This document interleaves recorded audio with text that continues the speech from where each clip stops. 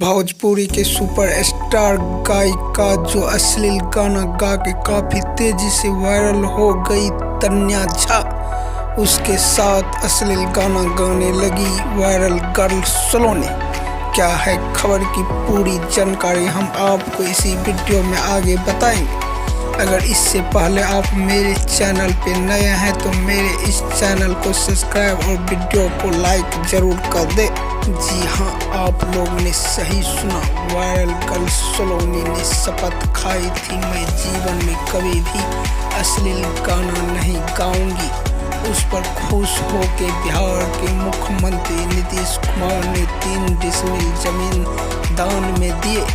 वही आज social media पर काफी तेजी से अश्लील गाना गाकर वायरल होने वाली तन्या झा के साथ वायरल गर्ल सलोनी ने भी गाना गा दी। लेकिन सोशल मीडिया पर लग रहा है वायरल गर्ल सलोनी के बारे में अफवाह फैलाया जा रहा है।